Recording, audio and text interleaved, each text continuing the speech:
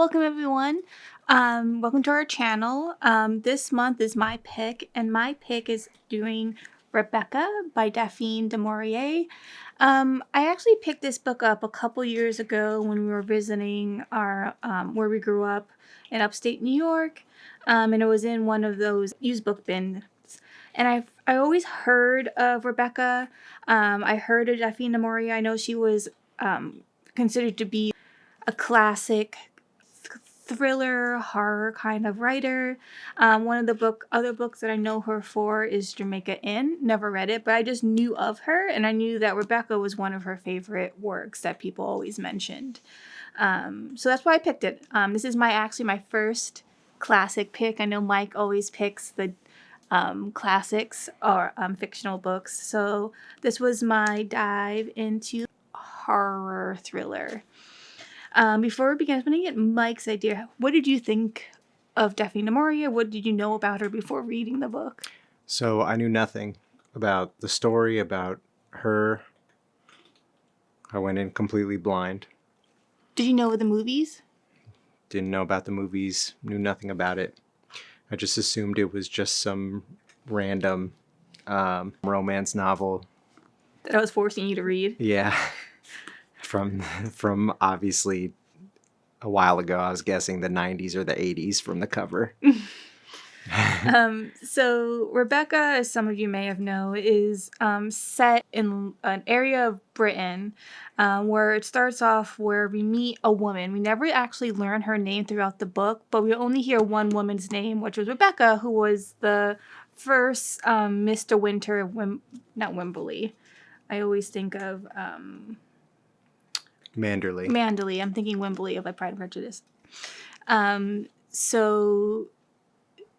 Rebecca's this mysterious character that a lot of people have relationships with, but we never actually met her because we learn out some way through at the beginning of the book that Rebecca died. Don't know how, don't know who did it. So it's kind of like a mystery, and slowly this woman character, the new Mr. Winter, is kind of unearthing who this person is by exploring the house, going to the rooms, hearing stories from the servants and those associated to the family, as where we kind of learn eventually the fate of Rebecca. And then we also learn more about Mr. De Winter and how he's viewed and their relationship overall and how it was kind of like a farce. And it was just interesting. Her writing overall is very captivating and very atmospheric. The house even had this sinister feeling, especially in the mansion. There's the east wing and there's the west wing. And when she, I believe, approaches the west wing, which was Rebecca's area of the house, it has this dark, eerie feeling, and you hear the sound of the ocean. It's kind of this ominous sound. And then when she goes to the east wing, where Mr. De Winter kind of resides, is given off of more of a vibrant, more quote-unquote warming feeling. So I like how the author gives the house its own presence and character within the book. So what were your thoughts? I liked it more than I thought I would. And it's not really a romance. It's definitely more of a thriller, suspense novel. I kind of enjoyed it for the most part the whole way through.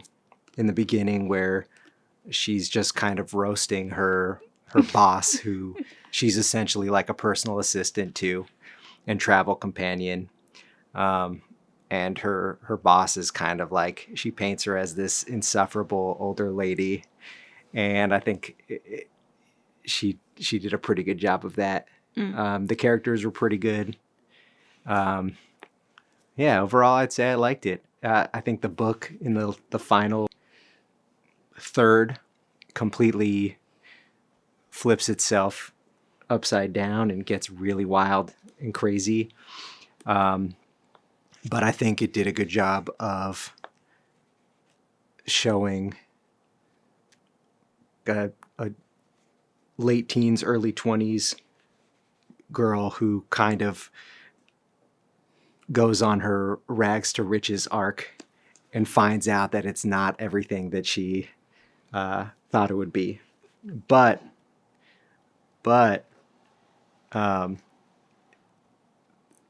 the author definitely does a good job of making it seem like it's going to be one thing for the plot. Mm-hmm. And then it turns out not being anything remotely close to that.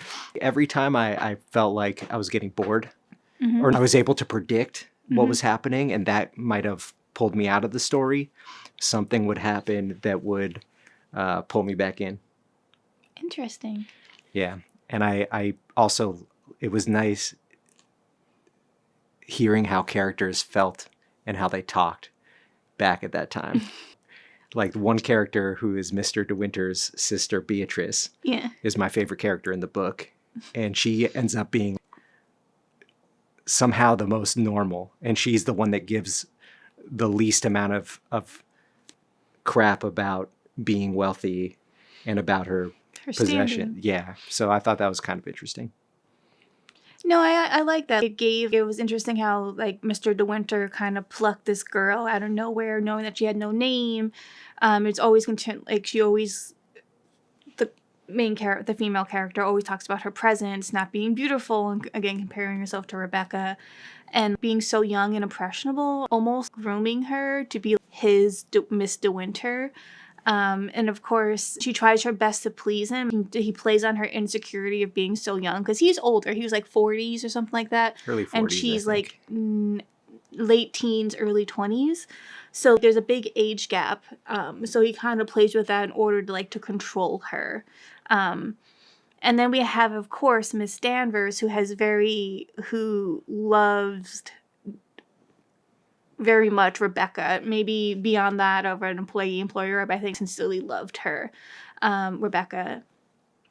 And the main character kind of has to, at first we're scared of Miss Danvers, but eventually throughout the story, she kind of gains her own and tries to speak up for herself.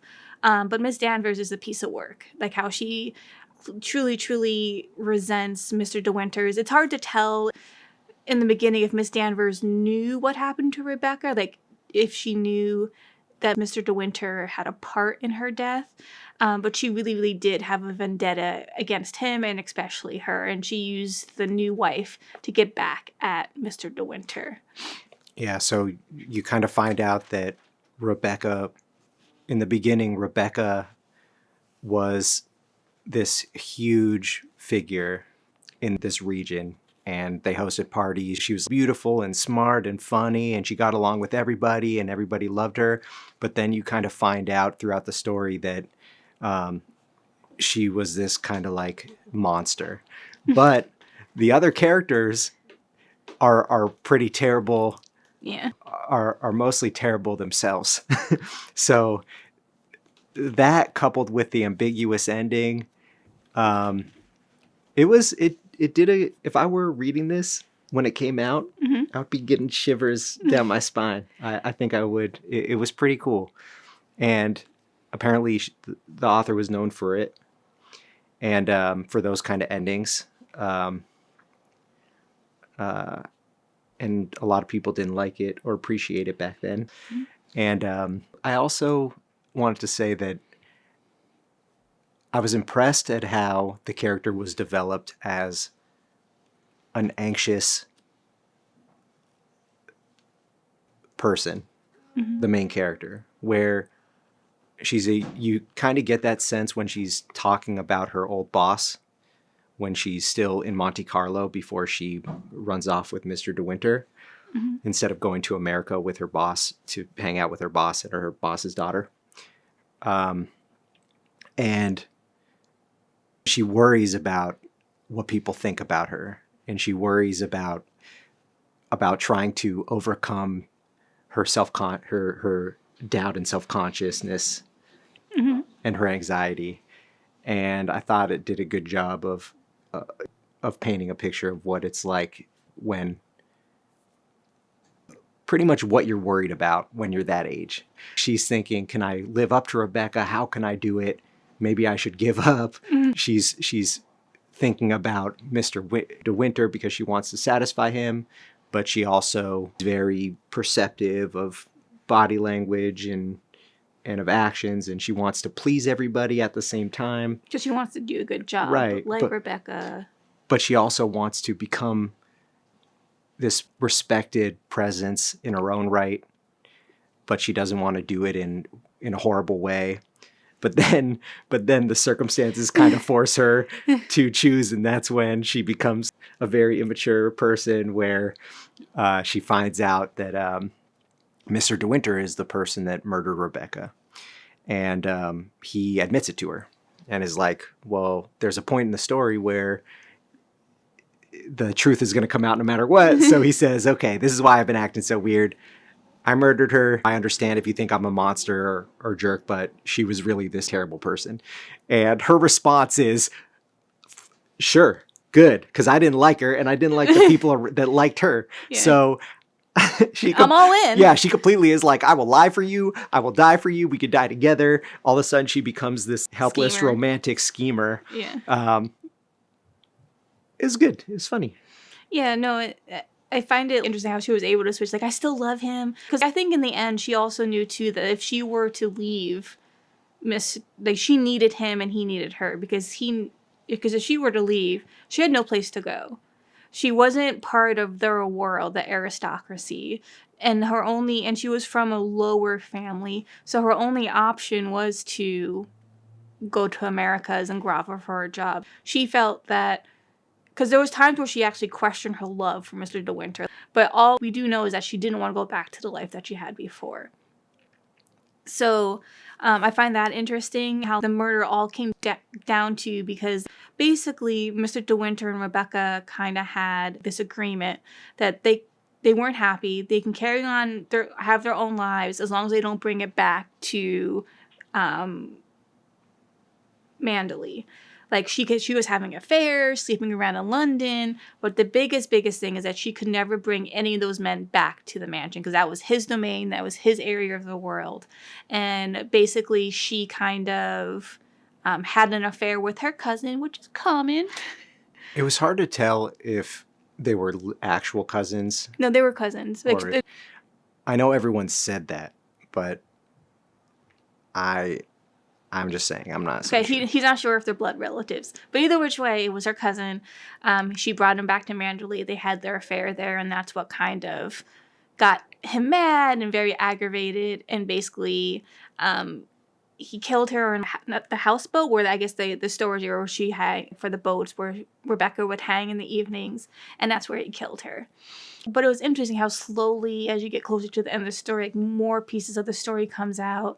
And then we learn how corrupt the area is, because they're protecting the family the whole time, right? Because at this point, we have Miss Danvers saying, they did it. The cousin saying, they did it.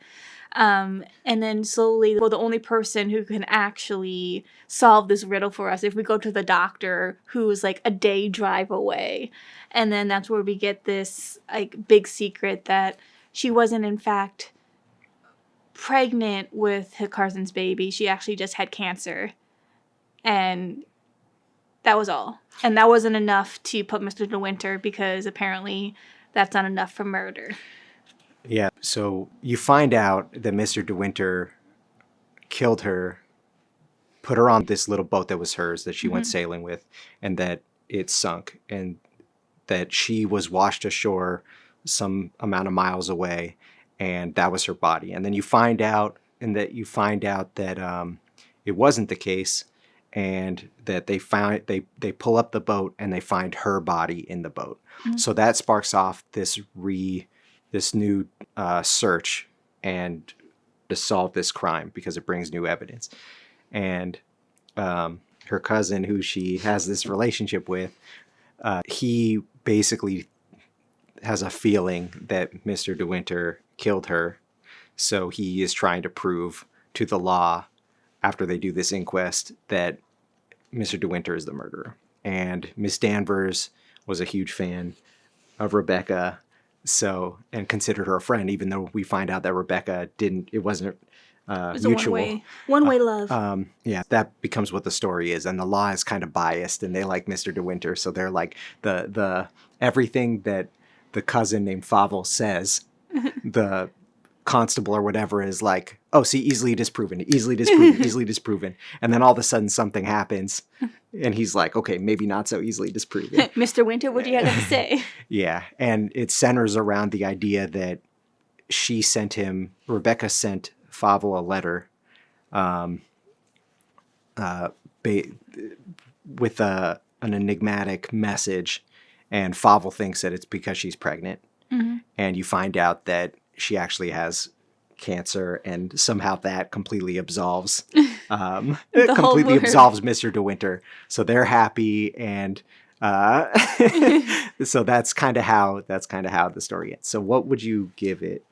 I gave it 3.5 to 4 Kisa because it was entertaining. There were some lulls in the book when they were talking about her being alone in the mansion, but I really liked towards the end as things started picking up and you're learning more and more about Rebecca and how she wasn't this angel, but actually she was like any other person. She had two sides to herself.